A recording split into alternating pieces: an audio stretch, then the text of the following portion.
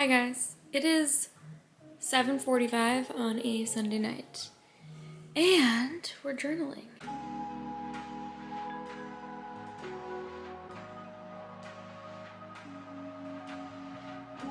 I don't know what this video is gonna be like, honestly. I just have been kind of inspired to just pick up the camera. So let me give you the little situation here. We're sitting in my living room, and I have this playlist playing, or it's not really a playlist, it's just like him, I guess it is a playlist. He's just like basically DJing R&B music. The pink light's on, we have Mika Baby. I have a bag of chocolates, this big ass bag of chocolates. Like, yes please.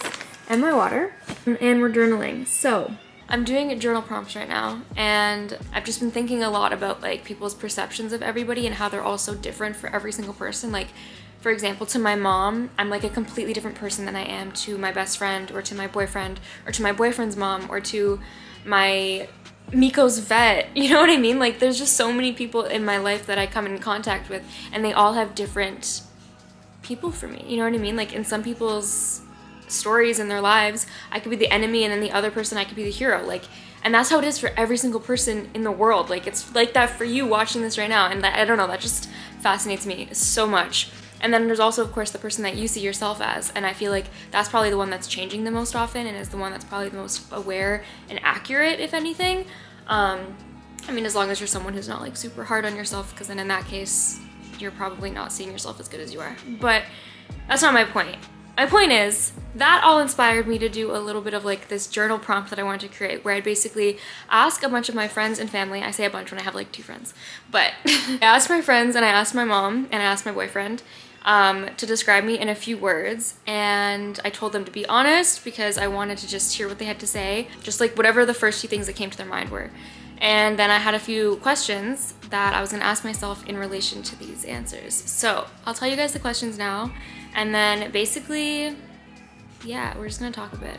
So please subscribe if you're new here. That was a really long intro. And if you're still watching right now, I honestly don't see a reason why you click off. So don't. Stay until the end, because it actually helps me a lot. I feel like YouTubers don't say this often enough, but like when you stay to the end of a video, that's what makes my channel do a lot better. I need my tripod. I feel like this is a very messy video, but I'm having fun. I feel like I'm having like a sleepover with my friends. Oh, also, by the way, Euphoria is coming out in like, I think an hour, and I'm really excited. Questions are, did any of the answers surprise you? Good or bad, you know? Which word holds the most weight? I like this one a lot. So basically, out of the words that you received, which one do you think has the most impact on you? Like, which one, you know, kind of hit home the most? Which words would have hurt to hear? And then basically write words that you didn't get, but that would have hurt your feelings. So I was in the question of, did anything surprise me? One of my friends said one of her words was selfish.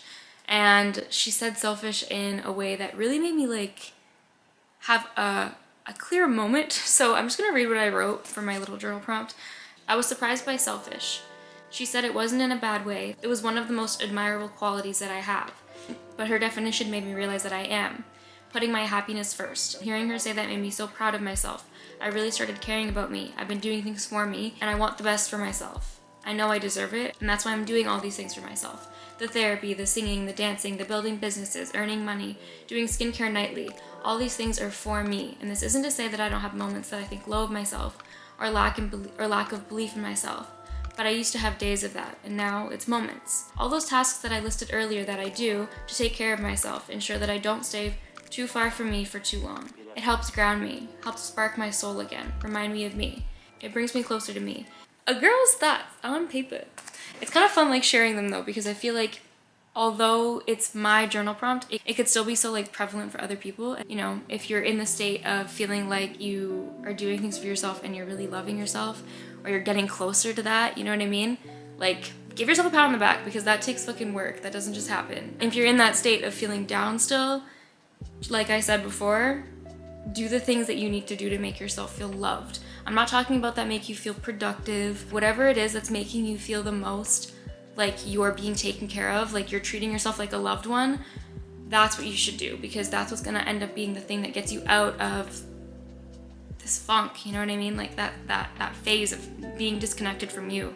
And let yourself be a little kid when you're like upset. Even in like daily situations, I realized that for so long, I was like muffling my emotions. Like I would just suppress it, and I wouldn't even let myself feel how upset I was by these things. You know what I mean? Like much less showing it to other people. I wouldn't even admit it to myself that I was as upset as I was. When you're having those moments of, you know, feeling sad or feeling whatever it is, really feel it. Like let yourself cry. When you just feel like you're throwing a fucking tantrum in your head, just let yourself like literally surrender. And then really try and comfort yourself. Like remind yourself the things that you want to hear. Like ask yourself when you're in that moment, really try and like be aware enough. And I think meditation helps with this. But another reason meditation is great is because in those moments you're taking moments to like practice being just with your mind, right? Like you're practicing just being alone with your thoughts. And so then in those moments of like panic or like whatever it is, like you can try to get back to that meditative state. I'm not saying sit there and meditate, but I'm saying just get yourself to enough of a point of being like, these thoughts aren't me, or how do I help myself? Like just enough, like you just need a second. And in that second, just ask yourself like, what do I need? Like, what do I want right now? And if it's that you want someone to come and hug you, literally hug yourself. If it's that you want to hear that you're safe, tell yourself in your mind, or even out loud if you need to, that you're safe. Or if you need someone to tell you that no matter what, everything's gonna be okay, or like you know what you need. Tell yourself that. Like tell yourself what it is that you're wanting someone else to console you with. And slowly by slowly, you'll start to feel comforted by yourself. Like you'll start to feel comforted by you. Like you're the person that's taking care of you. Also, look at Miko. Oh, he stopped. Miko! Wow, so handsome. Who's handsome boy? Who's handsome boy? Back, just had another little like realization. I was writing about the question, which words hold the most weight? Which means like which ones really hit home, which ones like, you know, had the most meaning, had the most impact, that made you feel the most happy or sad or whatever it was. I was writing about like the words, like which ones I understood and which ones like I wish I had like really felt more about myself. And then it made me realize that I pride myself on being hardworking and driven and like productive and all of that stuff. But the things that I care about most are my character. The words that stuck with me the most, the ones that really hit home the most, were about my character, not about me being hardworking or about me being driven and all of that. I think that was just like a really like a big reminder for myself that even though I feel this need to like be super hardworking, we've really been brainwashed by like corporations and by like school systems and all of that to believe that our productivity and how good we are for society, not necessarily on a soul level, but on a superficial level of like who makes the most money and who can do this and that, has really like brainwashed us to do that. So I guess that kind of maybe has gone into me too, probably has, like realistically. You know, obviously that's gonna be hard to unlearn. That's hard, something that you have to really like remind yourself that, you know, this hustle isn't the right way, you know what I mean? Like hustle isn't it's not the way to be the most abundant. If anything, it's just in the way to keep you wanting to get here, working hard to get here, getting there and wanting to get here, working hard to get there, and never really getting that full fulfillment. The fulfillment is from you. So this was just like a big reminder for me that I need to remind myself that my character is what matters and that my intentions for people are what matter. And that almost reminds me even more so to be present with the people that I have and the people that I am with or see or whatever, because then I can give them all of me, you know what I mean? I can give them my absolute best of what I have to offer. And I really struggle with that. I find myself always drifting off and in my own head, and I've been like that for as long as I can remember. It's been something that I really, really have been trying to work on, because not only does it like strengthen your relationship with other people, but it's just like, it's better for you. It's just a better way to live, like being present in the moment. Yeah, that is just my next blip. I think I'm probably done now. Miko, say goodbye. Say, we gonna watch Euphoria, cause we basic bitches. I actually love Euphoria. There's things where I feel like people like make fun of stereotypical things or like things that are like popular. You know, like you just see people that are like hate on shit like that.